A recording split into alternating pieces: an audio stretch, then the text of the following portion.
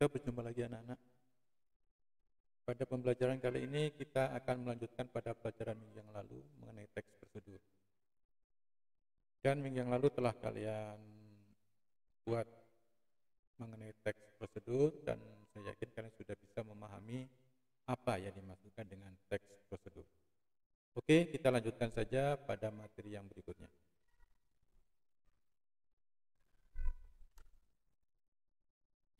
Pada pembelajaran kali ini, kita akan mempelajari kelanjutan dari teks prosedur, yaitu mengkonstruksi informasi dalam teks prosedur yang telah kita pelajari minggu yang lalu. Setelah mempelajari materi ini, kamu diharapkan mampu menunjukkan pernyataan-pernyataan umum dalam melakukan suatu kegiatan. Yang kedua, menuliskan tahapan-tahapan sebagai prosedur melakukan suatu kegiatan.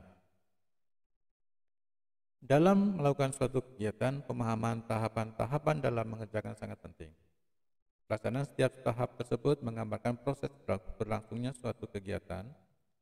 Apabila seseorang memahami cara melakukan suatu kegiatan, maka keberhasilan kegiatan tersebut sudah tergambar. Namun sebaliknya, apabila melakukan suatu kegiatan tetapi tidak memahami cara dan prosedurnya, maka kemungkinan kegagalan akan lebih besar. Nah, kira-kira inilah mengenai pelaksanaan teks prosedur. Oke, kita lanjutkan saja pada materi yang berikutnya, yaitu menunjukkan pernyataan umum dalam suatu kegiatan. Oke, kita langsung pada materi yang kita pelajari minggu yang lalu. Di sini ada sebuah gambar. Ini pada contoh teks prosedur yang pertama. Ada sebuah gambar komputer.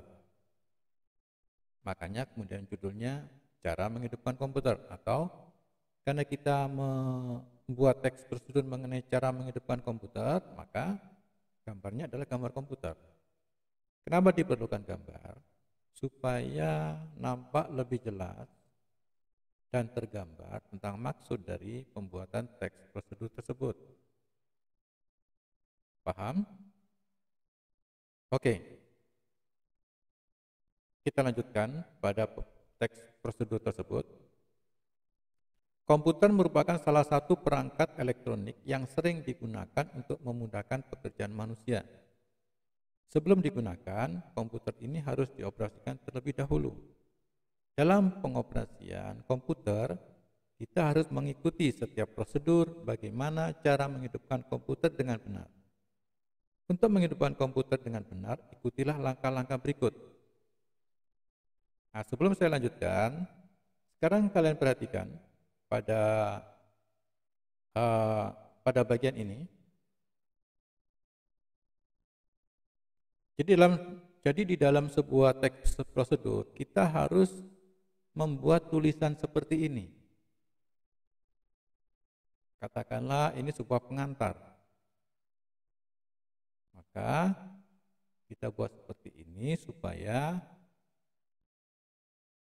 tergambar apa sebetulnya yang akan kita maksudkan dalam pembuatan teks prosedur tersebut.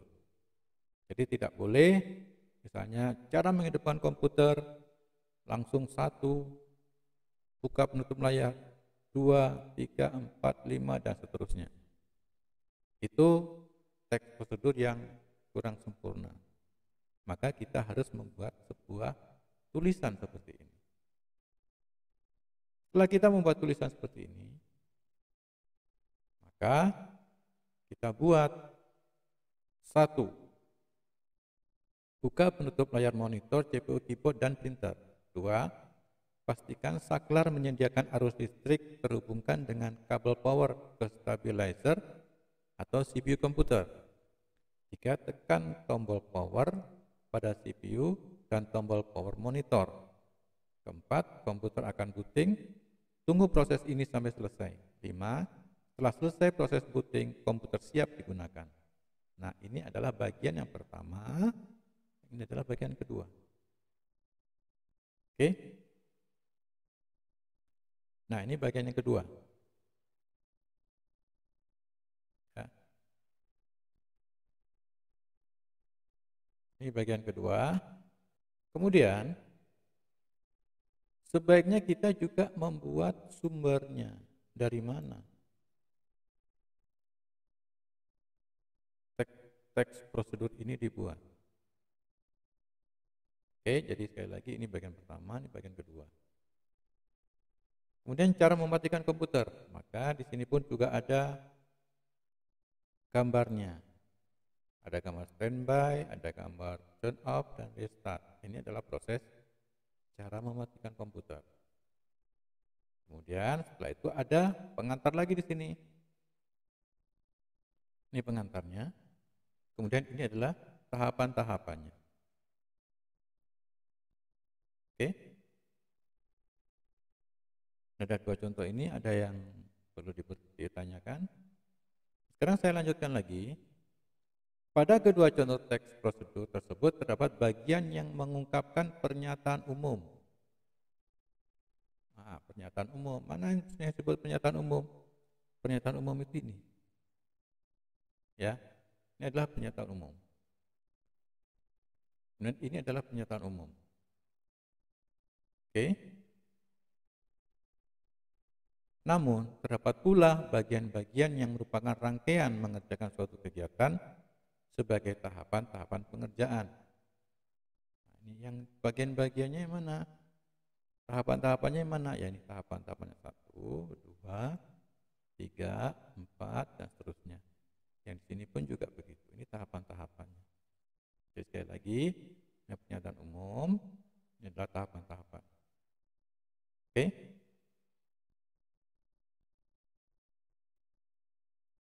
Nah, sekarang ini harus kalian kerjakan.